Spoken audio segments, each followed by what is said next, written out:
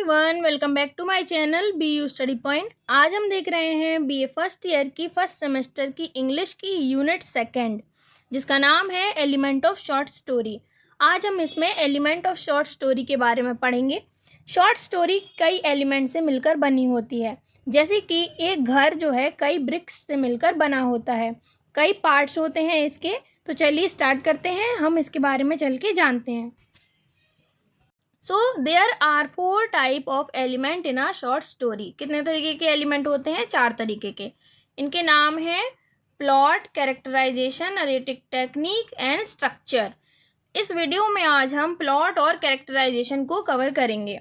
अगर मैं आपको ये चारों चीज़ें एक साथ पढ़ाती हूँ तो वीडियो बहुत लंबी हो जाएगी, आपके लिए भी पढ़ना अनईजी हो जाएगा और मेरे लिए भी थोड़ा अनकंफर्टेबल रहेगा।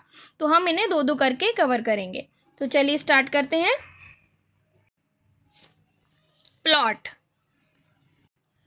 जो होता है वो मोस्ट इम्पॉर्टेंट एलिमेंट होता है शॉर्ट स्टोरी का। Plot is the organisation of event और action in a dramatic piece of work. It help in development of author central concept of his idea. It is the sequence of event in a story or a play. तो देखिए, जो plot होता है वो sequence होता है event का। Event जैसे कि कहानी कैसे स्टार्ट होगी, लोगों को जैसे जो कैरेक्टर हैं उनको कैसे बताया जाएगा, फिर आगे जो कॉन्फ्लिक्ट कैसे बताया जाएगा। तो ये सीक्वेंस होता है इवेंट का किसी ड्रामेटिक पीस ऑफ वर्क में, और सीक्वेंस का होना बहुत ज़रूरी होता है। और इसके बाद है it help in development of author central concept of his idea. और ये हमें ऑथर के जो आइडिया होते हैं, आइडिया को जानने में मदद करती है, जिसे वह अपनी स्टोरी में कन्वे करना चाहता है या बताना चाहता है। It's the sequence of event in a story or a play. और ये सीक्वेंस होती हैं स्टोरी में किसी मतलब जैसे सीक्वेंस का होना जो है वो बहुत इंपॉर्टेंट होता है।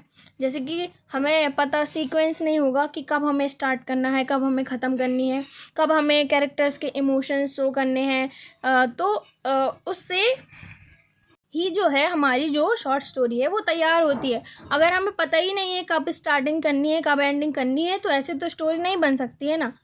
तो इस प्लॉट में यही बताया जाता है। ये मोस्ट इम्पॉर्टेंट एलिमेंट होता है शॉर्ट स्टोरी का, और ये ऑर्गेनाइजेशन होता है इवेंट्स का। मतलब सीक्वेंस में जो इवेंट्स होते हैं वही हम प्लॉट कहते हैं, उसी को हम प्लॉट कहते हैं, जिसके थ्रू ऑथर जो है अपनी फीलिंग्स या फिर अपने आइडिया को बताता है। अब हम इसके बारे में और जान लेते हैं। प्लॉट जो है उसके मेन 5 एलिमेंट्स होते हैं। इन 5 एलिमेंट्स के नाम जान लेते हैं पहले हम, फिर हम इनकी एक्सप्लेनेशन देखेंगे। सबसे पहले आता है एक्सपोजिशन या बिगिनिंग। यहाँ बिगिनिंग लिखा है मैंने, और इसे एक्सपोजिशन भी कहते हैं, मतलब स्टार्ट। सबसे पहले स्टोरी स्टार्ट होगी, फिर राइजिंग एक्शन, फिर इवेंट स्टार्ट होंगे कि क्या है, कैसे कैरेक्टर्स हैं, कहाँ सेटिंग्स है उसकी, टाइम और प्लेस क्या है, ये सब पता चलेगा। फिर हमारा जो मोस्ट इम्पॉर्टेंट पार्ट है क्लाइमेक्स, जो मिडिल ऑफ द स्टोरी में आता है, वो आता है जहाँ पे कैरेक्टर बहुत सारी प्रॉब्लम्स फेस करता है। फिर आता है हमारा फॉलिंग एक्शन, मतलब सेट टाइम, या फिर जब स्टोरी जो है वो कंक्लूजन हो जाता है स्टोरी में, मतलब जो प्रॉब्लम्स हैं वो सॉल्व हो जाती हैं और जो स्टोरी है वो एंड की तरफ बढ़ने लगती है। और फिर आता है रिसोल्यूशन, मतलब एंडिंग। अब हम इनको एक एक करके जान लेते हैं। उससे पहले मैं आपको एक डायग्राम दिखाऊंगी, जिसके थ्रू आपको ये चीज़ें बहुत आसानी से जो हैं याद हो जाएंगी, तो आप पेपर में भी आसानी से लिख पाएंगे। तो चलिए हम पहले उस डायग्राम को देख लेते हैं। सो गाइज, ये है हमारा डायग्राम। इसमें हम 5 मेन एलिमेंट ऑफ प्लॉट के बारे में एक डायग्राम के थ्रू समझने वाले हैं। देखिए, ये एक ट्राइंगल के थ्रू होता है, पिरामिड जैसा, जैसे पिरामिड होता है ना, उस तरीके का है ये। एक्सपोजिशन मैं आपको पहले बता चुकी हूँ, एक्सपोजिशन मतलब बिगनिंग। तो सबसे पहले क्या होगा, स्टोरी की बिगनिंग होगी। फिर राइजिंग एक्शन आएगा, मतलब स्टोरी जो है ऊपर की तरफ बढ़ेगी, मतलब जो कैरेक्टर है उसके बारे में पता चलेगा, जो वो कॉन्फ्लिक्ट फेस कर रहा है उसके बारे में पता चलेगा। फिर जो कॉन्फ्लिक्ट है उसमें जो परेशानियां हैं वो सबसे ज़्यादा आएंगी, तो तब कौन सा टाइम आ जाएगा, क्लाइमेक्स का। और ये पीक होता है, ये देखिए, पीक ऑफ द टेंशन होता है ये। इस समय में जो मेन कैरेक्टर होता है या प्रोटैगनिस्ट होता है उसके ऊपर बहुत ज़्यादा ही टेंशन की स्थिति आ जाती है, जहाँ पे वो प्रॉब्लम्स में हारता चला जाता है। फिर आता है हमारा फॉलिंग एक्शन। फॉलिंग एक्शन में क्या होता है कि चीज़ें सही होने लगती हैं और प्रॉब्लम भी जो है जितनी भी होती हैं और प्रोटैगनिस्ट की लाइफ में वो भी सॉल्व होने लगती हैं स्टोरी के अंदर, और जो स्टोरी है वो एंड की तरफ लीड करने लगती है। और एट द एंड आता है हमारे रिसोल्यूशन। रिसोल्यूशन मतलब एंड ऑफ द स्टोरी। इसके बाद एक कंक्लूजन पैराग्राफ आता है, मतलब एंड होता है लास्ट में, और बस स्टोरी का एंड हो जाता है। अब हम इन्हें एक एक करके समझ लेते हैं कि क्या कैसा इसमें रहता है, ताकि आपको जब लिखना होगा तो आपके पास कुछ वर्ड्स हो इन्हें एक्सप्रेस करने के लिए। तो चलिए अब हम इन्हें देख लेते हैं। सबसे पहला है हमारा एक्सपोजिशन और beginning. It's introduction of character and introduction of primary conflict in the story. जो हमारा एक्सपोजिशन होता है उसमें हम बैकग्राउंड डिटेल मिलती है। सबसे पहले जो एक्सपोजिशन या बिगनिंग होती है उसमें हमें बैकग्राउंड डिटेल मिलती है, किसकी? स्टोरी की। उसमें हमें जैसे कि कैरेक्टर नेम्स, टाइम पीरियड कौन सा है, प्लेस कौन सी है, मतलब जो सेटिंग्स, टाइम पीरियड और प्लेस को हम सेटिंग्स कहते हैं। किसी भी स्टोरी के टाइम पीरियड और उसकी प्लेस को सेटिंग्स कहा जाता है, कि वो कहाँ सेट की गई है, कहाँ पे उसकी जो सेटिंग रखी गई है। तो एक्सपोजिशन में हमें क्या पता चलता है? स्टोरी के बैकग्राउंड के बारे में पता चलता है, मतलब कैरेक्टर्स के नाम जो हैं वो बाहर आते हैं, टाइम पीरियड कौन सा है, प्लेस कौन सी है, इसके बारे में हमें इन्फॉर्मेशन मिलती है, और स्टोरी जो है फिर एक्शन में आ जाती है और मेन स्टोरी स्टार्ट हो जाती है। फिर आता है हमारा rising action. Rising action it's normally begin with a movement that set your story into action.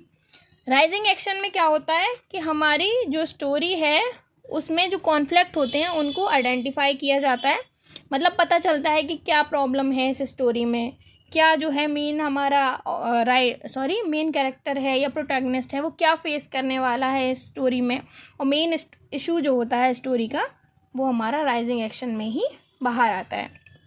Rising action में स्टोरी के एक्शन आने लगते हैं, अब स्टोरी जो है वो एक्शन में आने लगती है और मेन इशू बाहर आता है। तो राइजिंग एक्शन में क्या होता है? मेन इशू बाहर आता है, और बिगनिंग में क्या होता है? हमें टाइम, सेटिंग्स और प्लेस के बारे में पता चलता है। फिर आता है हमारा क्लाइमेक्स। क्लाइमेक्स जो होता है वो पीक ऑफ द टेंशन होता है। इस समय में जो कैरेक्टर होता है, मेन कैरेक्टर होता है, इसकी लाइफ में सबसे ज़्यादा टेंशन आ रही होती है, सबसे ज़्यादा जो ये प्रॉब्लम है फेस कर रहा होता है, और it's the moment when where event take a major turn as a story race towards its conclusion। और इस समय में जो है स्टोरी एक मेजर टर्न लेती है, और ये जो होता है ना ये most interesting part of the story होता है रीडर्स के लिए, क्योंकि रीडर्स जैसे आप कोई स्टोरी पढ़ रहे हैं तो उसमें जब विलन और हीरो के बीच में लड़ाई हो रही होती है तो वो सबसे इंटरेस्टिंग पार्ट होता है ना, कि कौन जीतेगा कौन हारेगा, तो वो उसका क्लाइमेक्स है। तो इसमें ही जो है रीडर्स का सबसे ज़्यादा इंटरेस्ट होता है, और ये रीडर में इंटरेस्ट और सस्पेंस दोनों जगा देता है। और क्यों जगा देता है? बिकॉज इस पार्ट में जो मेन कैरेक्टर या मेजर कैरेक्टर होता है वो एक्सट्रीम प्रॉब्लम्स को फेस करता है, और इसके बाद जो है वो स्टोरी कंक्लूजन की तरफ बढ़ने लगती है, और जो है हमारा फॉलिंग एक्शन की शुरुआत हो जाती है। फिर आता है हमारा क्या? Falling action. हमारा क्लाइमेक्स हो जाता है, उसके बाद जो स्टोरी है वो कंक्लूजन की टुवार्ड्स बढ़ने लगती है और फॉलिंग एक्शन में आ जाती है, मतलब नीचे की तरफ आने लगती है। फॉलिंग एक्शन में क्या होता है? हीरो की जो प्रॉब्लम्स होती हैं वो सॉल्व हो जाती हैं और स्टोरी धीरे धीरे स्लो डाउन होने लगती है। It show resolving of conflict, मतलब हीरो की प्रॉब्लम जो होती हैं, उस स्टोरी की हीरो की प्रॉब्लम जो होती हैं वो सॉल्व होने लगती हैं, और जो स्टोरी है वो स्लो डाउन होने लगती है और एंड की तरफ बढ़ने लगती है। और लास्ट है हमारा कौन सा? Resolution. Resolution it's the final conclusion in the story. जो रिसोल्यूशन होता है वो हमारा फाइनल कंक्लूजन होता है स्टोरी का। इसमें ये एंड ऑफ द पैराग्राफ होता है, जिसमें हमें पता चलता है कि स्टोरी अब एंड होने वाली है या हो चुकी है। बस इस लास्ट पैराग्राफ में पहुंच के हमें पता चलता है कि हीरो कैसे जीता और एंडिंग में उसने क्या किया, ये सब चीज़ें हमें बताई जाती हैं और स्टोरी जो है एंड हो जाती है। कंक्लूज़न का मतलब होता है निष्कर्ष। तो हमारा जो ये रहा, ये हमने प्लॉट की पूरी जानकारी ले ली। कि प्लॉट में क्या कैसा होता है, डायग्राम के थ्रू भी जान लिया हमने और उसके एक्सप्लेनेशंस भी देख लिया। अगर आप इन एक्सप्लेनेशंस को ना भी पढ़ें, सिर्फ एक बार ही समझ लें, तो आप इस डायग्राम के थ्रू सब कुछ याद रख सकते हैं। चलिए अब हम अपने नेक्स्ट टॉपिक पे चलते हैं, जिसका नाम है कैरेक्टराइजेशन।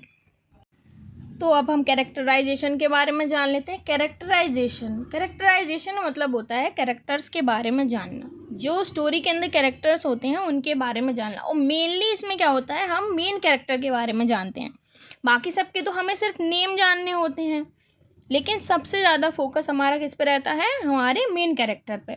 तो the main character in a story is called the, यहाँ पे कैरेक्टर नहीं आएगा, यहाँ पे हीरो आएगा, सॉरी, हीरो और प्रोटैगनिस्ट, यहाँ पे हीरो आएगा। प्लीज़ इसे सही कर लीजिएगा। The main person in the story is called the hero or the protagonist. All the event in the story revolve around him or her. जितने भी इवेंट होते हैं स्टोरी में वो इसके इर्द गिर्द घूमते हैं। तो जो मेन पर्सन होता है स्टोरी में उसे हीरो प्रोटैगनिस्ट कहते हैं, और सारी स्टोरी जो है इसके आसपास चलती है। So the characterization is the literary device that is used step by step in literature. और जो कैरेक्टराइजेशन है उसको स्टेप बाय स्टेप यूज़ किया जाता है हमारी जो लिटरेचर है उसके अंदर। मतलब स्टेप बाय स्टेप, जैसे कि कैसे होता है, देखिए, पहले स्टोरी स्टार्ट होगी, उसमें आएगा वंस अपॉन अ टाइम, जैसे एग्जाम्पल के लिए बता रही हूँ मैं आपको, वंस अपॉन अ टाइम आएगा, पहले उसमें एक कैरेक्टर का नाम रिवील होगा, फिर दूसरा कैरेक्टर रिवील होगा, फिर जैसे जैसे आपकी स्टोरी जो है प्रोसीड करती जाएगी और जो कैरेक्टर्स होंगे उसमें उनके भी जो है नाम रिवील होते जाएंगे। तो ये स्टेप बाय स्टेप होता है। तो यही इसमें बताया गया है कि कैरेक्टराइजेशन ऐसा लिटरेरी डिवाइस है जो कि स्टेप बाय स्टेप यूज़ किया जाता है लिटरेचर के अंदर। Every short story require central character. और हर एक शॉर्ट स्टोरी में एक मेन कैरेक्टर होता ही है, और होगा नहीं तो स्टोरी ही कैसी रहेगी। कोई तो होगा जो प्रॉब्लम सॉल्व करेगा, कोई तो होगा जो लोगों की मदद करने वाला होगा, मोटिवेटेड होगा एक्शन लेने के लिए। तो हर शॉर्ट स्टोरी में एक सेंट्रल कैरेक्टर ज़रूरी होता है जो कि मोटिवेटेड होता है एक्शन लेने के लिए, और एक्शन वो लेता है, और जितनी भी आउटसाइड फोर्स होती हैं या प्रॉब्लम्स होती हैं जितनी भी, उन्हें वो सॉल्व करता है। क्या होता है कि इसमें एक मेन कैरेक्टर होता है जो कि एक्शन लेता है और जितनी भी प्रॉब्लम्स होती हैं उन्हें सॉल्व करता है। मतलब वो रिएक्ट करता है to an outside force in order to achieve some purpose. मतलब वो किसी अपने एक पर्पस को अचीव करने के लिए उन आउटसाइड फोर्सेस से लड़ता है, या फिर प्रॉब्लम्स कह लीजिए उनसे लड़ता है। यही तो होता है कि हर एक स्टोरी में majorly. There are two type of method of characterization. कितने तरीके का कैरेक्टराइजेशन होता है हमारा? 2 तरीके का। पहला है हमारा कौन सा, डायरेक्ट कैरेक्टराइजेशन, और दूसरा होता है हमारा इनडायरेक्ट। पहले हम डायरेक्ट के बारे में जान लेते हैं। Writers tell reader about characters personality using the narrator of the story. तो इसमें जो है राइटर खुद ही कैरेक्टर की पर्सनालिटी को डिस्क्राइब करता है। क्या करता है, खुद ही पर्सनालिटी को उसकी डिस्क्राइब करता है, और या तो वह इसमें नरेटर ऑफ द स्टोरी का इस्तेमाल करते हुए करता है, उसकी जो पर्सनालिटी है मेन कैरेक्टर की पर्सनालिटी को डिस्क्राइब या तो नरेटर ऑफ द स्टोरी के थ्रू करता है, या फिर किसी और कैरेक्टर के रूप में जो है उसको रिवील करता है उसकी पर्सनालिटी को, और मेन कैरेक्टर की पर्सनालिटी, फीलिंग और नेचर को बताता है। Main character revealing aspect of about himself और हरसेल्फ। तो क्या होता है डायरेक्ट कैरेक्टराइजेशन में, इसमें राइटर खुद ही कैरेक्टर की पर्सनालिटी को डिस्क्राइब करता है, या तो वो नरेटर ऑफ द स्टोरी के थ्रू करता है, या फिर किसी और कैरेक्टर के रूप में वह जो मेन कैरेक्टर होता है उसकी पर्सनालिटी, फीलिंग, उसका नेचर सब कुछ डिस्क्राइब करता है। अब हम इनडायरेक्ट कैरेक्टराइजेशन जान लेते हैं। इनडायरेक्ट कैरेक्टराइजेशन में क्या होता है, indirect characterization writer reveals reader about characters personality through thoughts, feeling and the action of character. तो इनडायरेक्ट जो हमारा कैरेक्टराइजेशन होता है, इसमें ऑथर जो है या राइटर है वो कैरेक्टर की पर्सनालिटी को हिंट्स के थ्रू बताता है, हिंट की मदद ले लेके बताता है। मतलब उसकी फीलिंग्स बताएगा, उसके थॉट बताएगा, जो एक्शन वो परफॉर्म कर रहा है वो बताएगा। तो हमें एक, जैसे अगर हम किसी मेन कैरेक्टर है कोई, वो डरपोक है और हमें बताया जा रहा है कि वो डरपोक है, तो हम समझ जाएंगे ना कि वो ब्रेव थोड़ी होगा, कावर्ड होगा है। या फिर वो रोता है बहुत ज़्यादा तो भी हम समझ जाएंगे। या फिर वो जैसे कोई राजा है, उसको वॉर लड़ने के लिए, किसी स्टोरी है हमारी शॉर्ट स्टोरी, उसमें एक राजा है, उसे दूसरे राजा ने वॉर के लिए बोला ललकारा कि वॉर जो है होने वाले, और वो राजा जो है वो डर के छुप गया। तो हम समझ जाएंगे ना वो उसका नेचर कैसा है, कवर्ड है। तो इसमें जो है वो डायरेक्ट नहीं बताता है, जो राइटर होता है वो हमें डायरेक्ट जो मेन कैरेक्टर है उसकी पर्सनालिटी के बारे में नहीं बताता है, वो हमें हिंट्स के थ्रू जो है एक्सप्रेस करता है कि उसकी पर्सनैलिटी कैसी है हमारे मेन कैरेक्टर की। तो आपको ये चीज़ें समझ आ गई हैं ना क्लियरली। तो हमारी ये वीडियो यहीं तक थी। मैंने आपको अभी तक इसमें कैरेक्टराइजेशन एंड प्लॉट के बारे में पढ़ा दिया है। नेक्स्ट वीडियो में हम नरेटिव टेक्निक के बारे में पढ़ेंगे और स्ट्रक्चर के बारे में पढ़ेंगे। इसके बाद जो है हमारा एलिमेंट ऑफ शॉर्ट स्टोरी जो है ख़त्म हो जाएगा। उसके बाद हम type of prose and prose style के बारे में पढ़ेंगे और सेकेंड यूनिट हमारी पूरी ख़त्म हो जाएगी। तो अगर आपको ये वीडियो अच्छा लगा हो तो please like share and subscribe ज़रूर कीजिए। आपके एक लाइक से मुझे बहुत मोटिवेशन मिलता है, तो प्लीज़ ज़रूर कीजिए लाइक शेयर एंड सब्सक्राइब। चलिए अब हम नेक्स्ट वीडियो में मिलते हैं। Thank you for watching.